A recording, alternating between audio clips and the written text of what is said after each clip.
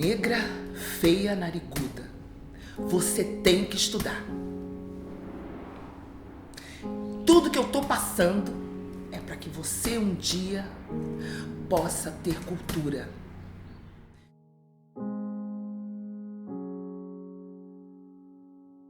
A minha mãe, quando ela chegou no Rio de Janeiro, ela tinha 9 anos e foi ser escrava, praticamente. Ficou amarrada como um cachorro. Ela queria me dar o melhor, né? E o melhor que ela podia me dar, ela sabia que era cultura. E para isso não existia nada que bloqueasse aquele empenho dela para que eu estudasse.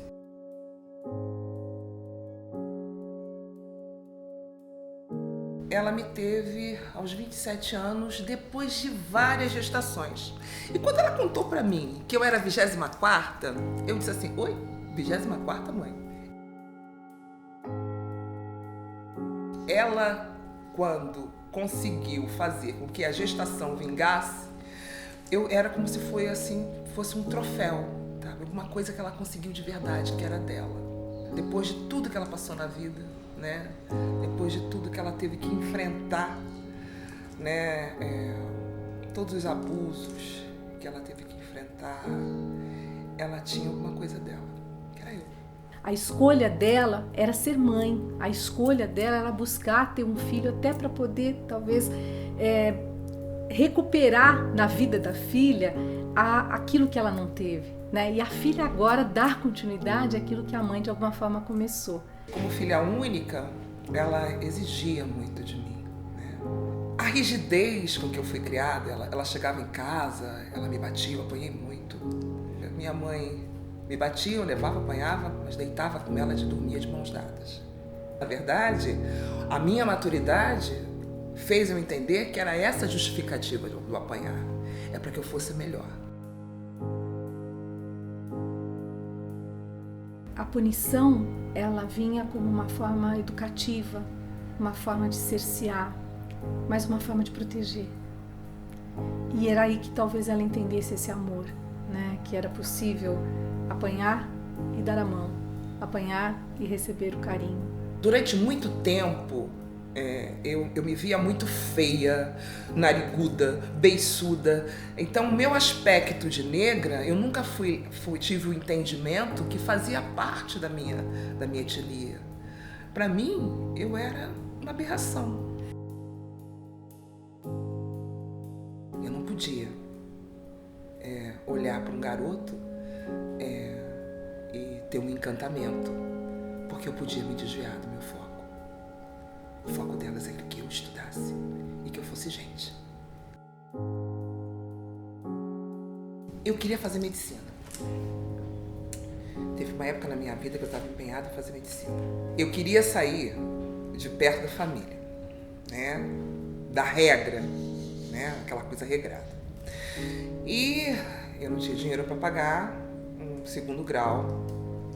Então minha ideia era fazer o curso de desenho mecânico e que ia me dar uma certa independência e eu poderia sustentar a medicina. Na minha cabecinha, eu fiz o curso de desenho mecânico, me encantei por desenho mecânico. Aí o que eu tive? Glaucoma. Mas mesmo assim eu quero estudar. Eu tenho que passar para a faculdade. Minha mãe dizia, olha só, minha filha, eu não tenho condições de fazer cursinho para você.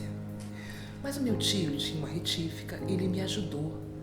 Durante 2 anos eu fiz Miguel Couto Baense, porque eu só podia passar para uma faculdade pública. Aí eu fui para uma escola de enfermagem. Fiz o curso de auxiliar em técnica de enfermagem. Pimba! Deu certo, gostei disso. Fui excelente no curso de técnica de enfermagem, saí já do curso empregada e fui trabalhar com enfermeiras. É isso que eu vou ser, depois eu vou fazer medicina. Porque medicina era uma escola muito cara, sempre foi. Aí minha mãe, minha filha não tem condições, meu teu tio não tem mais condições de pagar cursinho pra você. Tá bom, né? Eu vou tentar a faculdade agora, eu hei de conseguir.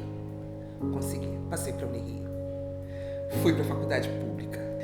Eu me lembro dos olhinhos dela, dizendo que eu tinha conseguido entrar pra faculdade.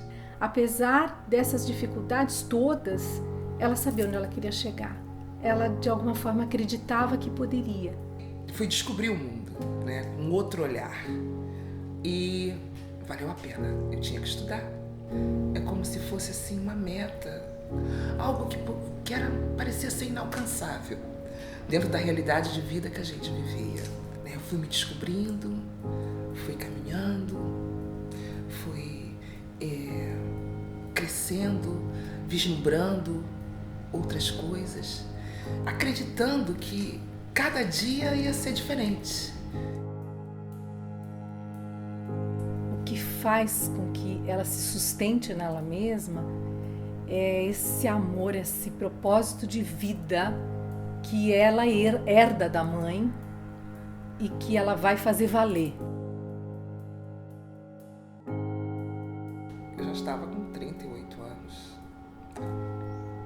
Minha mãe olhou para mim e disse assim: minha filha, meu tio ainda estava vivo, e disse assim: minha mulher, você não tem um filho. Eu aquilo me levei um susto e disse assim: tio, que absurdo, você precisa de um filho? E conheci o pai do meu filho. Mas para minha vida nada tão simples assim, né? Conheci o pai do meu filho, nós aí vivemos juntos. Mas ele foi embora. Eu disse: minha filha, o que você vai fazer? Eu tinha um carro na época. Eu disse assim: vou fazer uma inseminação artificial, mamãe. Não há de ser nada. Eu vou conseguir ter o meu filho, você vai ter o neto. Mas eu tinha vários miomas, né? Então eu fui me tratar para tirar os miomas. Passou-se um ano que eu tinha me separado do pai do meu filho, ele reapareceu. Bom, aí eu tinha passado o concurso público que minha mãe tanto falava que eu tinha que fazer. Mas eu engravidei e virei para minha família, para minha mãe, para minha tia: vocês precisam me ajudar, eu tô grávida. Eu já estava com 42 anos. O bebê foi crescendo, o mioma foi crescendo junto, só que o mioma passou a crescer mais que o bebê. Eu sabia dos sintomas de risco de aborto. Aí eu comecei a ter cólica. Aí eu fui pra médica. Ela disse assim: você vai ter que fazer algumas coisas para esse bebê nascer. Mas ninguém acreditava que o bebê ia nascer. A médica não. Porque era praticamente impossível. Meu filho vai nascer, vai ficar tudo bem. E falei pra ele: faça o seu possível, querido, que a mamãe vai fazer o impossível. E você vai nascer. E aí, aos poucos, eu pude sair da cama, depois de 6 meses. Aí, mas não podia sair muito. Meu maior sonho era poder passear, mostrar minha barriga na rua. Não pude fazer isso, né? Meu filho foi até 36 semanas. Entrou praticamente no 9º mês. Meu bebê nasceu por uma cesárea. Obviamente, fiquei sem útero, né? Meu filho nasceu com 2.995 e o mioma com 1.995, né? Durante essas 36 semanas, as pessoas se viraram para que esse bebê viesse ao mundo. E tive a certeza que o amanhã era verdadeiro. Então, assim, a esperança que fez o meu filho, eu tive a certeza que ele viria. Sabe, ele veio. Mesmo aos 43 anos, eu dei luz a um menino maravilhoso. Esse aprendizado diz respeito à consciência sobre as coisas.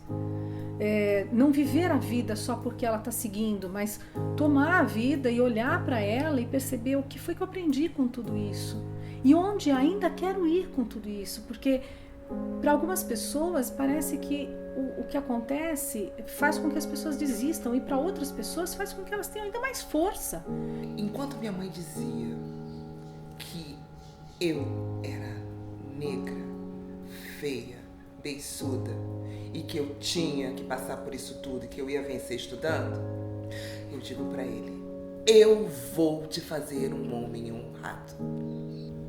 Você vai ter honra. Você vai ser um menino íntegro. Você vai se olhar no espelho e vai ter orgulho de você, porque você é lindo. Quando eu olho para o meu filho e vejo que ele é um menino lindo, maravilhoso, ele é o somatório do que eu vivi. Tá ali. Quando eu olho a minha vida, eu sou o somatório do que eu vivi, de coisas boas, de coisas más, mas eu sou o somatório disso. Então eu valorizo isso. E eu tenho que sorrir. Se eu choro, eu não vou ver a plenitude das coisas. E eu escolhi ser feliz. Viver e não ter a vergonha de ser feliz. Cantar e cantar e cantar a beleza de ser um eterno aprendiz.